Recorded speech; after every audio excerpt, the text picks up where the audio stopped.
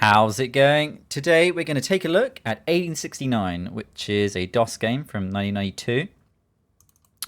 And it's all about trading. So you build up a little business empire, you buy ships, you manage crews, you fill them with cargo, you set routes for them to go on, and hopefully you make some money. It's got some quite nice pixel art.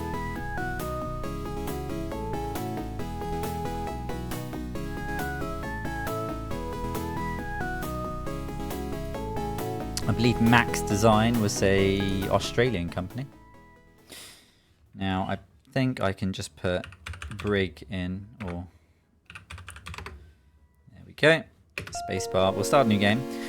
It had multiplayer, so you can hot seat with other players. I'm just going to call myself Copper. We'll call ourselves the East Copper Company, and we'll start in Liverpool. Yeah, that all looks correct. You can set the number of years you want to play for. We're not going to play through 5 years, but we'll just select the easiest setting. There's an interesting quote here which doesn't seem to have anything to do with the actual game itself. Right, here we are on the main screen. So we've got a map down the bottom on this silver plaque, and clicking this will take us to the 4 main maps. So we've got the Americas, we've got Europe, North Africa, the rest of Africa, South Asia, rest of Asia, and Australia. Now we've got 4 buttons down the bottom. This one brings up the banker, where you can take out loans and pay your loans and extend your loans if you need to. This one here shows records. So for the fastest crossings between certain routes, so between Liverpool and New York, and you can try and beat these if you want. If eventually you earn enough money to get a really good ship and you can afford a really good crew, you can have a go at trying to win those awards. We've got a detailed breakdown of all our finances here, which is essentially our accounting. And when you're against the AI, you're just trying to build up a company value that's higher than the AI's here. Where is it? Here. So that's what you're trying to do by the end of the number of years that you've set to play by. If you click store down here, you can see how much money and goods you've got within your various properties and ships. So at the moment, we've got an office and warehouse in Liverpool, and that's where our money is.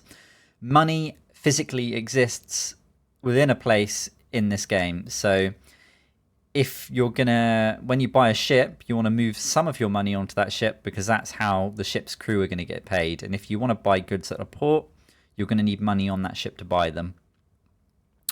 At the end of the year, you're going to have to pay taxes on your profits, and that's going to come out of money that's stored at your head office, and our head office is in Liverpool. As you sail around and you go to different ports around the world, you can open more branches and warehouses if you want, but they're going to cost you sort of monthly upkeep. Let's come out of there. So we've got all these ports. We're based in Liverpool up here, but if we click on any port, we'll get a very rough overview of who owns the port, what the political state is. At the start of the game, you really want to be trying to just deal with ports that have got stable politics. If it's unstable, you may well get robbed. When you pull into port, they may well take some of your cargo, or they might take some of your money. But we also see what their major export is, which can be quite useful when deciding where to go. Now, if we click on the port that we're in, we'll get a shop screen pop up. And this is where we can buy goods, and we can see what goods they want to buy. So if we sell them any one of these goods, cotton, tea, ivory, rare wood, wine, then we will get paid a premium for delivering these goods here. So that's what we want to try and aim to do. Sort of roughly speaking, you want to buy up sort of manufactured goods in developed parts of the world, and you want to sell them in colonies. You want to pick up raw resources in colonies and take them back to developed ports. Now, the back of the manual has a map that shows all the different sea currents, and that's sort of roughly going to dictate the routes you want to take around the map to do your trading while you're using sailing ships. You can eventually buy steamships, and then the currents aren't so important. If we right click on a port that we're in, we get more options. So this eye here will bring up that information screen that we saw a minute ago. We've got a pub here, or a tavern. This is a really nice screen. We've got a pretty chill dude out here, sat on the dock, fishing, minding his own business. Sunset, reflected in the water. Guy playing music, drinking, got a little dog. Anyway, here we can hire a crew, and we can inquire about opening sort of a branch. We don't need to do that here because we've already got one. We can also buy everybody a round of drinks, and we might get some trading tips. So maybe they'll tell us that there's a shortage of X commodity at export, and we could use that to make a bit of extra money. This final icon here of this crate is our company office / warehouse. It looks like a rundown shack at the moment because that's what it is. As you build up your company wealth, this screen will change and the office will slowly improve and look fancier and fancier. Here you can move goods around, so you can store goods in the warehouse, or you can move goods out of the warehouse onto a ship. You can also move money around. But that's it, we're done here. So start of the game, we don't have a ship, we need to buy one. So we're going to right click this and we're going to click the anchor. And here we come to the shipyard, and this one's run by Harland and Wolff. There are various different shipyards at ports throughout the game, and some of them will sell different ships, some of them will charge you a different amount of money for repairs. So we can ask him, what ships are you building? Now we're not going to buy a brand new ship, we're going to buy a second-hand one, but when you buy a brand new ship, you're going to have to wait for it to be delivered, which is quite a long time. This one here will take 78 days. You have to pay a deposit up front, and then you've got until the ship is delivered to pay the rest of the money. So you may be thinking ahead, and you might be thinking, right, well, maybe in 100 days I'm going to have quite a bit more money, and I want to buy my ship, get my ship ordered ahead of time to sort of try and be efficient. You can do that. If you don't pay for the ship within the delivery time, then you start getting charged interest, and eventually the ship will just be put up for auction and you'll lose your deposit. You can sort of look through all the different ships they've got here. Some of them are sailing ships, some of them are steam ships, some of them have wooden hulls, some of them have iron hulls. And that all affects their speed, their reliability, and how quickly they sort of generate wear and tear and need repairing. Right, we're going to say we've changed our mind. I'm looking for a used ship, and this ship here will do us perfectly fine at the start. We've only got 7,000 to start with, so a ship that costs 3,500 is going to have to do. You'll notice there's ... here before this option. A ... means you can click on that option and you'll change it. So if we had a ship in this port that had money on it, we could click this and it would change to the ship. So it would change to the money on the ship. We only have money in the warehouse, so that's what we've got to use to purchase this ship. So that's what we'll do. So, okay, I'll buy this. It's going to take 4 days to arrive. Okay, thank you. And I believe if we right click this, here we are. So the ship is under repair in Liverpool for 4 more days. We can put almost 300 tons of goods on it. It's got none on it at the moment. We can check the condition, and we can see that it's in pretty good condition. It's got a little bit of water on it, but not enough for us to worry about. It's going to need a crew of 12 people. If we click the crew, we can see that this window here is shuttered. That means that there's no crew on the boat, and no crew have been requested to join the boat. So we're going to fix that now because we need a crew. So we're going to go back to the tavern. And here we can say, I'm looking for a crew. And then we've got a whole bunch of options here. At the very bottom, you've got the least experienced crew, but they're the cheapest crew. And they get more expensive the higher you go up, but the better they are. So the better the crew, the more reliable they are, the faster the ship is going to move from A to B. We just want 12 average guys. So I think we'll go for, I'm looking for 12 usable people for the Blue Nose. Alright, we just click that once. He tells us how much it's going to cost us a month. You go all the way to the top, and go, okay, get them for me. It's going to take 5 days. Alright, so till next time. How do we pass time? Well, we just click this up here. And then when we click the calendar up here, it's going to roll through time until an event happens. So the next event to happen should be in 4 days, which is when we receive our ship. So there you go. It just appeared up here by Liverpool. And then if we click it again, 1 day should pass, which will be our crew arriving. Okay. We right click the ship, we go to crew. We can see the doors are no longer shuttered and we can see our crew in here. And he's got a smiley face because they're happy. We've got their crew rate of pay here. We can increase this or decrease if we want. If we underpay them, they're going to probably become unhappy at some point. They might mutiny. If we overpay them, they'll work harder. This bar here is the crew's vitality. So we can choose how hard we want to work them. The harder we work them, the faster the ship moves, but the faster the vitality bar goes down. To recuperate their vitality, you just stop at a port and you let some time pass and that bar will go back up. We'll run them on medium for now.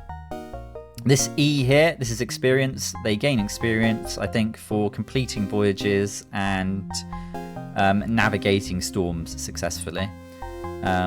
There are various different storms in parts of the ocean at certain times of the year. That's all explained in more detail in the back of the manual if you want to really get into this game. There is a small chance during a storm that you can lose your ship. So it's probably a good reason that you don't put all your money on the ship. So we need to do two things. We need to move some money onto the ship so that our crew can be paid. Otherwise, we're going to arrive at a port and our crew are going to refuse to do anything because we haven't paid them and we won't have any way of getting any money there. So that'll be game over straight away. But we need some goods to sell. So we're going to left click on the port that we're in and we're going to buy some textiles. So what goods do you have to offer? Textiles. Okay. Where should we put the goods? We can either put them in the warehouse or we can put them in the boat. We're going to put them in the boat. And he's like, oh, you don't have enough money. And that's because we've got ... down here. So I've got 0 on the blue nose, but if I click this, it will change it over to my warehouse. And there we go. It will automatically put in the maximum amount of a cargo that you can buy, and that'll either be limited by the size of your cargo hold or the amount of money you've got to spend. If you right click, you reduce the amount. If you left click, you increase the amount. I'm just going to spend 2,000. Okay, 2,085. Just to leave some money left over. I'm going to go OK, load it all. Okay, goodbye. If we right click the boat, we can see that we've got 73 tons of space left and that we put 158 crates of textiles on and we've paid $13.20 for them. All right, we still need to move some money on our boat. So this rat down here by an empty sort of coin bag indicates that there's no money on the ship, which is bad. We need to put some money on the ship. So we'll right click here. We'll go over to our warehouse. We click down and we say, I want to put money on the ship. We don't want to take all the money, but we'll take 1,000. Okay, put the money on the ship. You can see this amount down here hasn't really changed. That's because that's sort of the overview of all our sort of current cash that we've got in our warehouses and ships. But if we right click the boat, we can see exactly how much we've got on the boat, which is more than enough to pay our crew, because our crew are going to cost us $56.40 each month. So we've got plenty of money to pay them. Now, where are we going to go? And how are we going to get there? Well, the game changes each time you play it and as you play it. So I know that down on the Gold Coast down here, sometimes these little settlements down here will want to buy textiles. So hopefully one of these is going to buy our textiles. But if I click on them, I know for a fact that this port always sells rare wood. So this doesn't change. It doesn't change when you start a new game. It doesn't change as you play the game. Ports usually have 2 exports. They have a major one, which is always the same. And then they might have a secondary one, which might change over time. So sometimes this port sells ivory, for example. And sometimes it doesn't. Sometimes it's only selling rare wood, or sometimes it might be selling coal. Well, maybe not coal here, but something else. What about this one here? This one sells coal. Now you can see that we've got unrest down here, but I'm going to risk it anyway, just for the sake of this video. So we want to plot a course. So rather than right-clicking on this, we're going to left-click. Then we left-click again. And now we can plot a course. And we can manually plot where we want to go. So we can say I want to go here, then I want to stop at Lisbon, which would give us a chance to do some trading at Lisbon if we wanted to. I think I'll do that just to show it off to you. We wouldn't have to do that. We could just, you can go to the port you want to go to, click on it, and it will automatically put the most efficient route in. And you can see it's missed Lisbon. We won't do that. We'll go to Lisbon, and then from Lisbon we will carry on. So once you've got your route planned, you can right-click. That will confirm it. And then you just want to click the calendar. And boom. Okay. Days passed. Now we're at Lisbon. And when we click on Lisbon now, the shop screen comes up. Being able to view these shop screens is really useful because we can check what they're currently buying, what they're buying it for, and what they're currently selling. You can see that we can still do that over here at Liverpool. But when we leave Lisbon, we won't. When we leave Lisbon, when we go back and click on that port again, it will show us this screen here. If you want to be able to view this screen, even when you don't have a ship in port, then you need to build a branch there. But branches cost money to set up, and they cost a monthly upkeep. So you want to sort of strategically pick where you're going to put your branch offices. Anyway, let's look here. He's selling wine. We've got money, and we've got a little bit of space on the boat. But I don't think they're going to buy wine down in down near the Gold Coast of Africa. So there's no point in me buying it there. And when we get down there, I want to fill my ship up with rare woods to take back to Liverpool, because we know that they buy rare wood here. So we're going to plot more further down. So let's click down here, and we will try this port. We'll lock it in. Okay, time passed. Click it again, and there we are. We've arrived. Okay, they buy textiles. Fantastic. So I'd like to sell you something. If we click that, he says how much he'll pay us for all the crates of textiles, and it's okay. I'll sell the goods. And it's like, and then he'll let us know that we've sold all our textiles. We've got no more on board. We don't have to sell him all of them. We could have right-clicked. We could have sold him less, but since he offered to buy all of them, we might as well have sold all of them. Sometimes he'll offer to buy you a certain number, like maybe 50 crates, and you'll get the best price for those 50 crates. But if you want to sell him more, then the price will go down a little bit.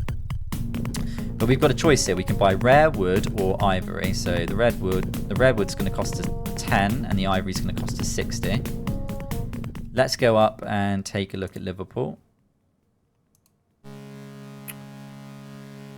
So we would make about $4 on each piece of rare wood we buy, and we would make close to, well, we'd make about $9 on the ivory, but we might not be able to fill our cargo hold with, well, how many? It depends. So this is where playing the game a bit, you can be more efficient, because the rare wood might take up more space than the ivory. So we could probably buy more ivory, get more pieces of ivory on the ship, but then we might not have enough money to do that. So we're going to say goodbye. We'll go back down, and we'll probably buy the rare wood. Okay. So, well, actually, let's see. I'd like, what goods do you have to offer? Rare wood. So we could get 105 tons of rare wood, or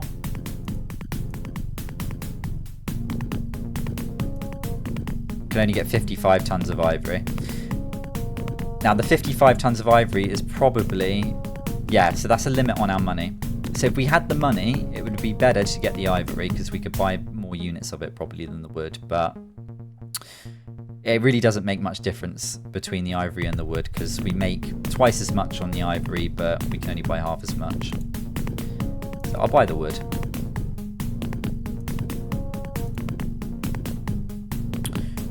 Okay, load it all.